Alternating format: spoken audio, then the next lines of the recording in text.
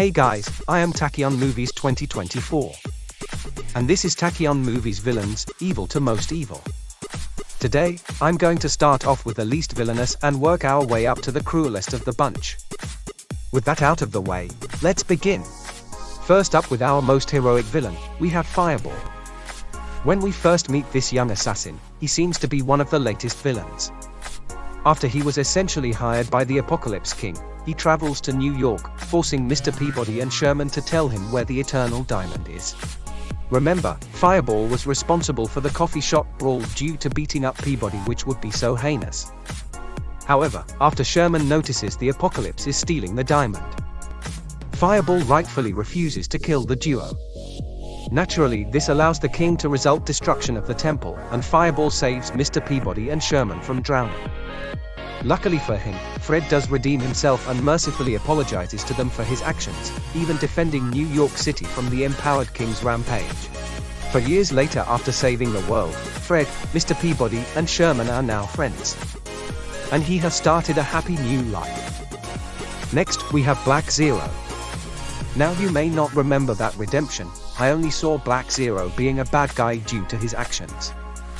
However, during the boat fight, he was briefly redeemed and helps out Chicken Little stop Piston. In Chicken Little, A New Future, he becomes a much better octopus and fights off Dallas Solar in the climax. Up next we have Tashi from Pixar's Kai, the Legend of the Heroes.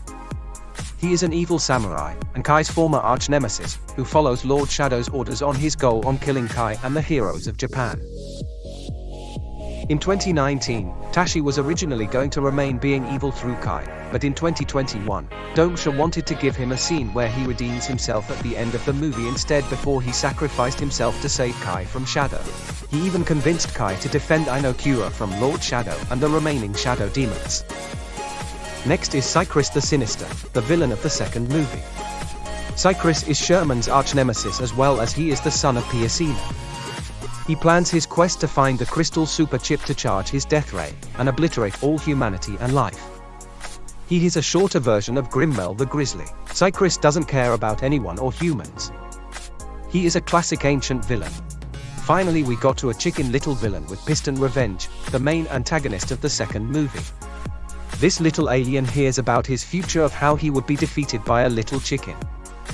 Piston interrogates Matt Rooster in the dungeon. He even murdered Queen Diamond, the ruler of Gold Reef Land, in the past.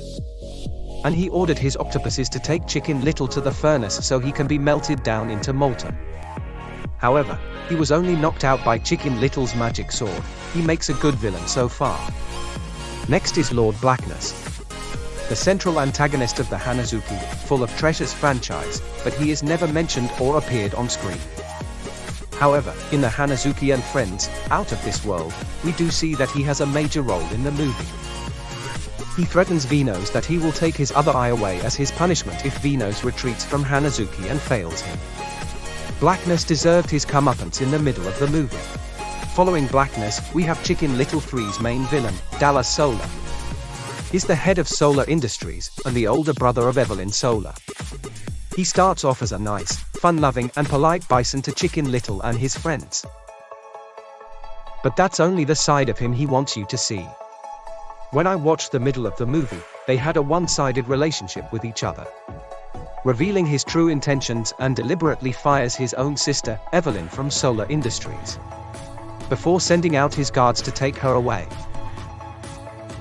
He not only betrays Chicken Little and locks him in the basement jail, but he also punches H and B, throws Chicken Little off a bridge, leaving him for dead, and attempts to kill off Abby, Runt, Fish, and H and B as well.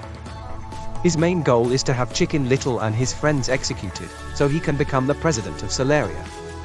After all of his lies and crimes, he was exposed as a liar and terrorist, which is why it doesn't save him from falling lower. Moving on to another Hanazuki movie villain, we have Luki. He is the supreme leader of the Space Pirates and the Imperial X and the Galactic Killer. Long ago, he annihilated Moonflower Village outside of Moonflowertopia, and slaughtered as many Moonflowers as well as the Moon Soldiers. Then a few years later, when Kiyozuki discovers his planet, he awakens, and his mission is to find the lost world. He kidnaps and tortures Hanazuki, threatens his sidekick Edward, burns down Solar Village terrorizing countless people and also nearly injures Hakuzuki. We now have the final Hanazuki movie villain Venos. He is a Hanazuki movie version of Slade Wilson from Teen Titans Go! To the movies. When he was a young moonflower, he started off growing a treasure tree of his own, but failed. And then the big bad consumes his original moon. After his moon was obliterated, he was raised by Lord Blackness, like a father to him. Blackness trains Venos so he can be a dark ninja. 10 years later, after achieving his attempted genocide of the majority of moonflowers, his ongoing mission is to hunt and kill Hanazuki. He has nearly severely burned Hanazuki's moon down into ashes. He even kills Blackness just so he could rule over the entire galaxy. You could argue that Venos is the only successful Tachyon movie villain on this list, and he does end up getting imploded by Hanazuki's lunar energy. Up next, we have Red Flame. She was an ambitious villain and her mission was to steal the Vitalium metal for her device. But she was surrounded by Atmosphere's guards and she was taken back to Nebula. She was banished to the magma portal due to her crimes. Red Flame and her berserkers makes a growth tube called the Lava Tube, and threatens to wipe out the human race to total extinction. She also banished Sherman to the Forbidden Realm, and she captured Penny to Volkerheim. It's no surprise that she ends up falling into the lava while her planet is slowly becoming obliterated. With some total counts of genocide, 5th place is Wanted. Just outside of our top 3 we have Kurogari Bushido, or simply referred as Lord Shadow. Warlord of the Shadow League who does a lot of kill counts. He has took out many of the samurai soldiers on the kingdom of Tottori-san Dunes. Even at the climax of the film Watashi who served him, denies to slay Kai, while Shadow declares terrorism. For this, Shadow strikes Tashi with his electro axe for failing him. Really, the only thing that keeps him outside of our top 3 is the fact that he has a tragic story of himself as a young boy, who watches his kingdom burn into ash, and he has a tragic motivation. With all that in mind, he takes this spot on the list. Our bronze medal of evil goes to Kokoro, the goddess of darkness, known as the Grim Witch. Kokoro is an evil queen of the nightmare demons who is the younger sister of Hideyoshi and an evil daughter to Master Yu, and the aunt as well as the arch-nemesis of Kai. We had to place her very low than Lord Shadow because her ambition causes a lot more damage and genocide to Japan.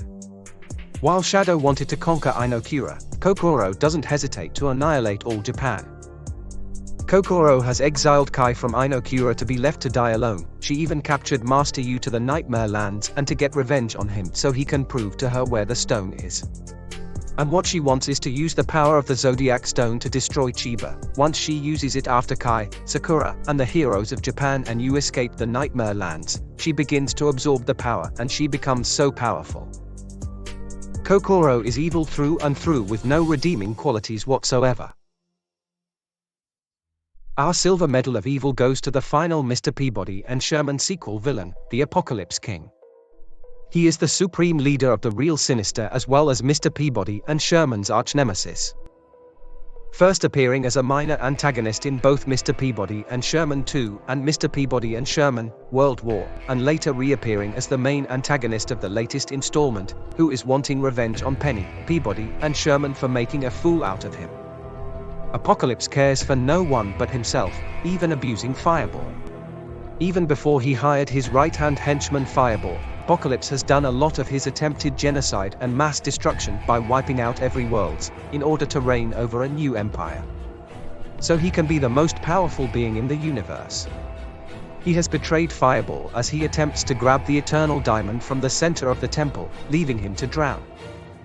He's dangerous, cruel, villainous and intimidating, absolutely refusing to admit defeat. He is one of the evilest and darkest villains to date. But there is still one last evil Tachyon villain that we feel tops it. Taking the gold medal of evil, we have the sorcerer, Virus Master. The main antagonist of the spin-off Penny, the movie. Being the sorcerer and the creator's older brother, it's no surprise that Virus Master is truly powerful with his life force inside the gem of his staff which keeps him eternal life. His main goal is to find the creator and bring chaos to the virtual reality world.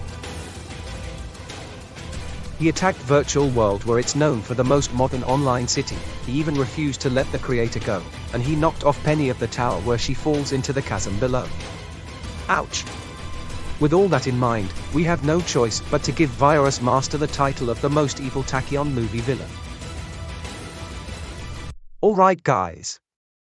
That's it for the list. Let us know in the comment section, do you agree with my ranking? Remember to hit that notification bell and watch our Good to Evil playlist. Goodbye.